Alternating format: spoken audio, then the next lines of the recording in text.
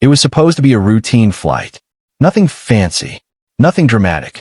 Just another day in the skies, until a man decided the rules didn't apply to him, and his son deserved the world. As passengers trickled onto the aircraft, dragging carry-ons and settling into seats, the cabin buzzed with the usual boarding chatter. People flipping through safety cards, stuffing bags into overhead bins, whispering last-minute goodbyes to loved ones on the phone. Among the calm was Vanessa, a poised, confident black woman in her 30s. She had boarded early and was seated comfortably in first class, seat 3A to be exact. Dressed in business attire and sipping a bottle of water, she looked relaxed but clearly had the polished air of someone used to professional travel. Vanessa wasn't new to flying. She worked in corporate communications, often traveling for meetings and presentations. This seat wasn't a fluke. It was earned through countless red-eye flights, layovers, and miles. It was her small moment of comfort before a busy week ahead. As she glanced through the in-flight magazine, her peace was suddenly interrupted by a looming shadow. She looked up and saw a man standing directly in front of her, eyebrows raised and arms crossed. Right behind him stood a boy, no older than 8 or 9, holding a tablet and looking around curiously. The man didn't greet her, didn't smile, didn't ask anything politely. Instead, he snapped, "Excuse me, you're in the wrong seat. That's my son's seat. Please move." Vanessa blinked in surprise, taken aback by the bluntness. At first, she thought maybe she had made a mistake. So, she reached into her bag, pulled out her boarding pass, and read it again, just to be sure. 3A window seat. First class. Exactly what she was assigned. She looked up at the man, still calm, and replied evenly, "I believe this is 3A. That's the seat on my boarding pass." But the man's face tightened. He didn't back down. Instead, his tone grew more agitated. "Look, my son needs a window seat. You can just move to the back, or ask the flight attendant to find you something else. He's a child." The word child practically dripped with self-righteousness, as if that alone justified anything and everything. Vanessa sat back slightly. Her instincts told her this wasn't a simple misunderstanding. This wasn't about a seat. This was about assumption and entitlement. She could feel a few nearby passengers glancing over, sensing something was brewing. She wasn't loud. Neither was he. But there was a tension in the air, thick enough to cut with a knife. The boy looked a little embarrassed now, shifting on his feet. But the father didn't seem to notice or care. He stood firm, arms still folded, staring at Vanessa like he was waiting for her to simply comply. What stunned her wasn't just the man's nerve, but the tone, the entitlement, and the utter lack of respect. As if she didn't belong there. As if she didn't deserve that seat. Vanessa took a breath. Years in corporate meetings had trained her to keep composure in the face of condescension. But this was different. This wasn't just about status. It felt deeper. She considered arguing back, but quickly realized it wouldn't go anywhere. People like him weren't used to being told no, and didn't take it well when they were. So instead, she did something better. She reached up, and without saying another word to the man, she calmly pressed the flight attendant call button above her seat. The man scoffed slightly and muttered something under his breath, probably thinking she was being difficult. But Vanessa didn't flinch. She sat tall, eyes steady, heart calm. She wasn't about to be bullied, not by a man who thought the world owed him something, or that she was the one who should move because he had a child. This was more than just a seat. It was about decency, respect, and standing your ground when it would be easier to cave. Moments later, a flight attendant approached with a warm smile that quickly turned curious as she looked between Vanessa, the man, and the boy. "Is everything all right here?" And that's when everything began to unravel for him. What happened next would leave the entire first-class cabin stunned, and the entitled dad completely humiliated. Vanessa stayed calm, but her eyes met the father's with unshaken resolve. "I understand your son wants the window seat," she said, her voice even and respectful. "But I paid for this ticket, and I'm not moving." Her tone wasn't harsh. It wasn't confrontational, but it was final. Around her, the subtle rustle of attention began to grow. A man reading a newspaper in 3C paused and lowered the pages. A couple across the aisle leaned slightly forward, pretending not to eavesdrop, but clearly listening. The father's face twisted. His ego was bruised, and he couldn't believe someone was telling him no, in front of an audience, no less. His voice, now louder, echoed through the first-class cabin. "You're seriously not going to let a child sit here? Really? You're going to make this about a seat?" Passengers stirred. Eyes rolled silently. The child tugged at his father's sleeve, whispering something unintelligible, maybe trying to diffuse the moment. But the man wasn't having it. Vanessa didn't bother answering. She had already made her point. Without breaking eye contact, she reached up and pressed the flight attendant call button. It was the kind of move that told everyone around her she wasn't here for drama. She was here for justice. Within moments, a flight attendant arrived. Tall, in her late 40s, with a friendly smile that slowly faded as she read the room. Her eyes flicked between Vanessa, the father, and the child. "Is everything all right here?" she asked, already sensing tension. The father, ready to seize control of the situation, jumped in without hesitation. "Yes, there's just been a mix-up. This woman took my son's seat and won't move." His tone dripped with false politeness, the kind people use when they're trying to appear reasonable while still pushing their agenda. Vanessa didn't even glance at him. She simply reached into her bag, pulled out her boarding pass, and handed it to the flight attendant without a word. The attendant examined the ticket, scanned the seat number, and gave a single nod of confirmation. 3A, she said. "Yes, this is her seat." Then she turned to the father, her voice still polite, but her smile replaced by professionalism. "Sir, your tickets are for 16B and 16C in the main cabin." You could hear a pin drop. The man's face flushed. His mouth opened slightly, as if to argue, but nothing came out at first. The reality hit him hard. He had no case. No mix-up, just a bad attitude and a massive sense of entitlement. Still, he tried to salvage what little pride he had left. Well, she could still move. It's not like it's a big deal. He's just a kid. What kind of person doesn't give up their seat for a child? The attendant narrowed her eyes ever so slightly. "Sir, she has every right to remain in her assigned seat. You don't. Now, if you'd like to proceed to your seats in the main cabin, I'd be happy to help." It wasn't just a suggestion. It was a command with lipstick on. The father looked around. No one came to his defense. The other passengers, mostly silent, weren't just watching, they were judging. And it wasn't Vanessa they were judging. Finally, he turned to his son and muttered something under his breath. The boy simply nodded, clearly more embarrassed than upset. Together, they walked down the aisle toward the back of the plane. But not before the man threw one last glance over his shoulder, a mix of frustration, humiliation, and the bitter taste of defeat. Vanessa, still composed, turned back to her window. She didn't smirk. She didn't gloat. She didn't need to, because respect doesn't need to raise its voice, and dignity doesn't ask for permission to exist. You'd think the situation would have ended right there. The seat had been confirmed. The tickets checked. The truth lay bare. But instead of backing down gracefully, the father doubled down, clinging to entitlement like a life jacket in a sea of rejection.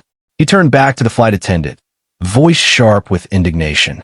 "Look, I don't care what the ticket says. She could sit anywhere. My son needs the window seat, and she should understand that." You could feel the temperature drop in the cabin, not from the air conditioning, but from the sheer audacity of the statement. The flight attendant didn't react immediately. She stood still, maintaining a calm professionalism, but the flicker in her eyes said everything. A long, deliberate silence followed. No one moved. Even the passengers who'd been pretending to read or scroll their phones were now openly watching the confrontation unfold. Then, with her voice quiet but unmistakably firm, she asked a single, piercing question. "Sir, are you suggesting that because your child wants something, this paying passenger, a grown woman, should give up her seat for him?" The man paused. You could see the gears turning in his head. He hadn't expected the pushback to go this far. He didn't think anyone would challenge him. Not like this, not publicly. He gave a half-hearted shrug, eyes darting between the attendant and Vanessa, who remained quietly composed in her seat. "I mean, it's just common courtesy, right?" There was The fallback excuse of every entitled person who thinks they're asking for just a small favor, when in reality, they're demanding special treatment. And that's when the clapback landed, clear, precise, and unforgettable. The flight attendant leaned in slightly, making sure her words carried just enough weight for everyone nearby to hear. Actually, common courtesy would be teaching your son that the world doesn't revolve around him, and that women, especially women of color, don't owe him anything just because he wants it. Boom! Gasps rippled through the first-class cabin. A few passengers even let out quiet chuckles. Not mocking laughter, but the kind of amazed, did she just say that? Reaction that follows a well-earned dose of truth. The father froze, his face flushed with a mix of shock and embarrassment. It was the kind of moment that instantly rewrites the roles in a story. He was no longer the concerned parent. He was the antagonist, the man who thought he could bully his way into getting what he wanted and got humbled instead. Vanessa, still seated and calm, didn't say a word. She didn't need to. Her silence was louder than anything. She simply looked out the window, letting the moment pass like turbulence. The father shifted uncomfortably. His ego, now bruised beyond repair, clearly didn't know what to do next. He muttered something under his breath. No one could hear exactly what, then turned away, shoulders hunched.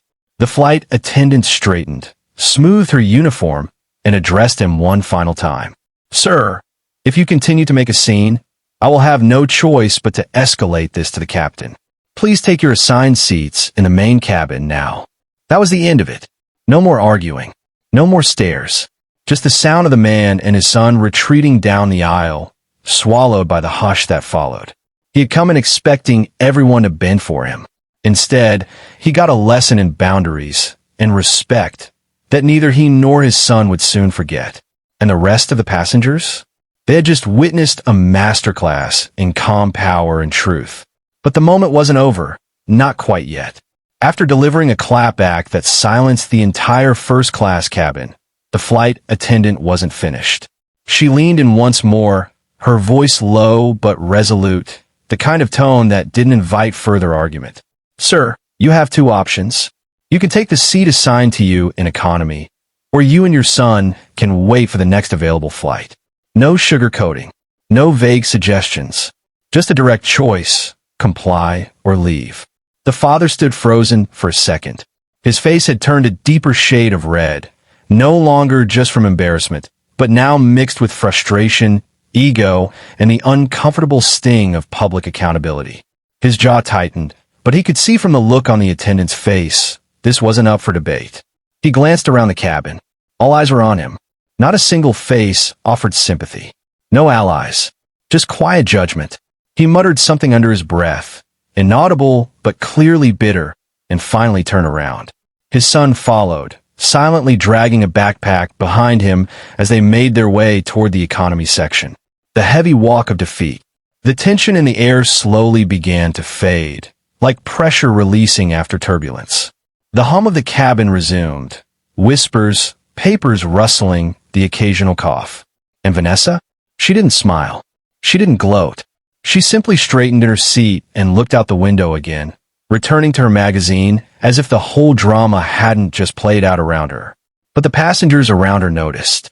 One woman across the aisle gave her a small nod, the kind that says, "I saw that. I respect you." Another man leaned slightly forward and whispered, just loud enough to be heard, "Good for you." Vanessa acknowledged it with a slight tilt of her head, but didn't say a word. It wasn't about applause. It was about self-respect and not allowing someone to rob her of it just because they believed they were more deserving. A few minutes later, as the final passengers boarded and the overhead bins were shut, the same flight attendant returned. But this time, she wasn't carrying tension. She was carrying a complimentary snack box and a drink, neatly balanced on a tray. She bent down slightly, lowering her voice so only Vanessa could hear. "On behalf of the airline, thanks for your patience. And your dignity." Vanessa smiled, this time a real one, soft, grateful. "Thank you," she replied, "for standing up." The flight attendant gave her a knowing look. "We see more than people think," she said quietly. "I'm just glad someone said something this time." Then she moved on, her professional grace returning as she greeted new passengers with the same warm smile. As the plane finally prepared for takeoff, Vanessa sat with her snack box unopened on the tray and her drink in hand. The noise of safety announcements faded into the background. Her gaze remained steady out the window. In that moment, she didn't feel like a passenger. She felt like a message. Because sometimes standing your ground isn't about starting a fight. It's about ending a pattern. And in a world where silence is often expected from people who look like her, Vanessa's quiet resolve had just echoed louder than any argument ever could. And the best part? She didn't move an inch. And she didn't have to. This story wasn't just about a rude man. It wasn't just about a calm, composed woman sitting in seat 3A. And it certainly wasn't just about a window seat in first class. It was about something much deeper, something we see every day but don't always talk about. Entitlement, bias, the quiet expectation society places on certain people to just let it go. Too often, women, and especially black women, are expected to be the ones who shrink themselves for the comfort of others. They're told, sometimes without a word, that they should be the ones to give in, that they should move, step aside, sacrifice. Because it's just easier that way. And that's what made Vanessa's moment so powerful. She didn't raise her voice. She didn't insult anyone. She didn't cause a scene. She simply stood her ground, calmly, firmly, unapologetically. In a society where politeness is often weaponized, where people are told to be nice instead of standing up for themselves, Vanessa chose dignity over deference. She showed us that grace doesn't mean surrender, and kindness doesn't mean compliance when someone is being disrespectful. When that father told her to move, he wasn't just asking for a seat. He was expecting submission. He believed that his child's preference outweighed her presence, that her ticket didn't matter, that she didn't matter. But she reminded him, and everyone watching, that her place was earned, not borrowed, that she didn't owe anyone anything for simply existing in a space she had every right to occupy. And let's not forget the flight attendant, either. It's easy to look the other way. It's easy to stay neutral, especially when you're in a role that requires customer service smiles and conflict avoidance. But she didn't stay neutral. She stood up, not just for Vanessa, but for every woman who's ever been made to feel small in a space they belonged in. She delivered one of the most powerful lines in the story. Common courtesy would be teaching your son that the world doesn't revolve around him, and that women, especially women of color, don't owe him anything just because he wants it. That line wasn't just a clapback. It was a call to action, a reminder that respect is taught, not demanded, and that children, especially boys, need to grow up understanding boundaries, equity, and humility. And let's be honest, entitlement doesn't show up overnight. It's learned. It's passed down. That father wasn't just speaking for himself. He was modeling behavior for his son, a behavior that, unchecked, becomes a pattern, one that carries into classrooms, boardrooms, relationships, and yes, airplane cabins. But this story, it disrupted that pattern, and that's why it matters. Because we need more Vanessas in the world, more people who stand their ground with poise, more people who say no, not with anger, but with quiet strength. More people who don't apologize for taking up space they've rightfully earned. It's not about being aggressive. It's about being anchored. Anchored in self-worth. Anchored in truth. Anchored in the simple fact that your presence doesn't need validation from anyone else. So, the next time someone tells you to move, whether it's from a seat, a job, a dream, or your voice, remember this story. Remember that dignity is not up for debate. Remember Vanessa, who didn't argue, didn't beg, and didn't bend. She didn't move, and she didn't have to, because when you know your worth, you don't let anyone talk you out of it.